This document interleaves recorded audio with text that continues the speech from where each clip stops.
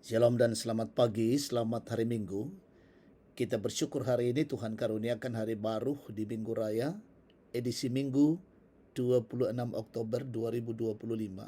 Kita akan membaca firman Tuhan dari 1 Petrus 4 ayat 12 sampai 19 dan nantinya saya akan membaca hanya ayat 14 sampai 16. Mari kita berdoa.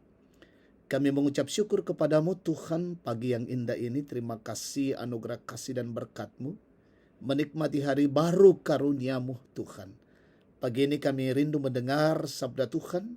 Kami mohon Roh Kudus menolong kami, memperlengkapi kami, sehingga kami boleh memahami firman Allah dan melakukannya. Bersabdalah Tuhan, ampuni dosa kami. Demi dan di dalam nama Tuhan Yesus firman yang hidup, kami berdoa. Amin. 1 Petrus 4 ayat 12 sampai 19 dan saya akan membaca hanya ayat 14 sampai 16. Firman Tuhan. Berbahagialah kamu jika kamu dihina karena nama Kristus, sebab roh kemuliaan, yaitu roh Allah ada padamu. Janganlah ada di antara kamu yang harus menderita sebagai pembunuh atau pencuri atau penjahat atau pengacau. Namun, jika ia menderita sebagai orang Kristen, janganlah ia malu, melainkan hendaklah ia memuliakan Allah dalam nama Kristus itu. Amin. Tema kita, penderitaan yang menimbulkan sukacita. Kama parisan umpabutu kaparannuan. Ibu dan bapak saudara-saudara, penderitaan kita tidak akan pernah sia-sia. Ada sebuah buku yang ditulis oleh Elisabeth Elliot, seorang misionaris wanita abad ke-20. Tapi apakah benar bahwa penderitaan seorang Kristen itu tidak akan pernah sia-sia? Rasul Petrus menasihatkan bahwa penderitaan yang dialami oleh seorang Kristen adalah ujian. Ujian yang akan membuktikan apakah kita sungguh percaya kepada Dia? Apakah kita setia kepadanya? Atau dalam artian lain, penderitaan adalah proses pemurnian. Tidak hanya itu saja, penderitaan juga menjadikan kita satu dengan Kristus yang telah melalui penderitaan salib. Selanjutnya, Petrus mengatakan bersukacitalah dalam penderitaan. Mengapa? Karena ketika seorang Kristen menderita dalam iman kepada Kristus, itu menjadi tanda bahwa roh Allah ada padanya.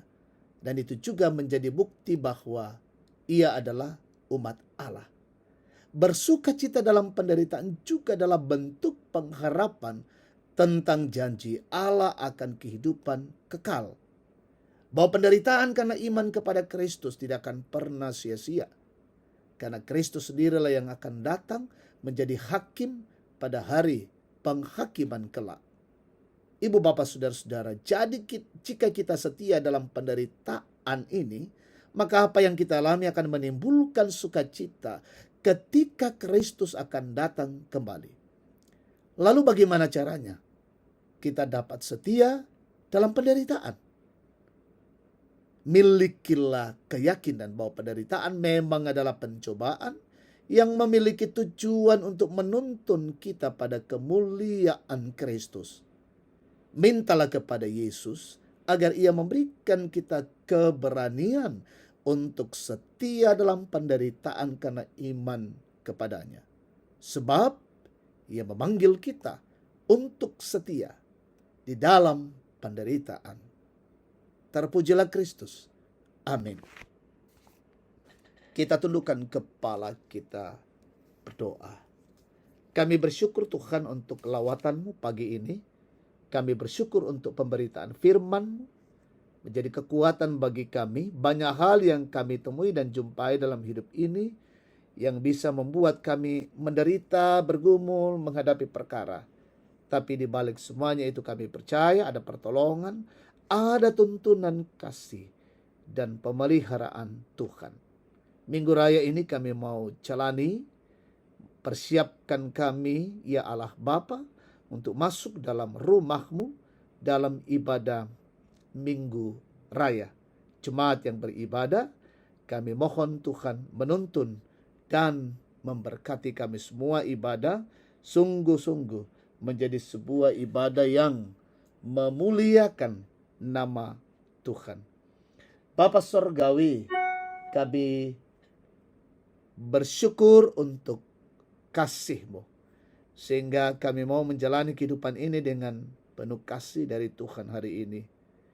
Pimpinlah kami ya Bapa, untuk boleh menjalani kehidupan di dalam tanggung jawab kami sebagai anak-anak Tuhan. Berkati pemerintah, bangsa, dan negara kami. Berkati pemimpin-pemimpin kami di negeri ini. Kami bersyukur ya Bapa untuk setiap anugerah-Mu, bersyukur bersama dengan anak-anak-Mu dalam tumbuh kembang. Kami berdoa Tuhan berkati, peliharakan dalam bangku sekolah kuliah, mencari pekerjaan, yang aktif bekerja, berkati orang tua kami, opa dan oma, sehatkan mereka semua. Yang berulang tahun hari ini, 26 Oktober, Bapak Sukma Totanan, dan juga saudara-saudara kami yang lain, sempurnakan sukacita mereka dan Tuhan memberkati mereka semua. Bapa di sorga, kami mendoakan pemerintah bangsa, negara kami, pemimpin kami, Tuhan berkati, tambahkan hikmat bagi mereka, mengayomi kami, pemerintah kami dengan baik dari pusat hingga ke daerah-daerah terpencil. Tuhan, ini doa syukur kami pagi ini. Kami mohon pengasihan dan pemeliharaan-Mu di hari ini. Dalam nama Yesus kami bersyukur, kami berdoa. Haleluya. Amin. Demikian waktu teduh pagi, Tuhan memberkati kita hari ini. Shalom.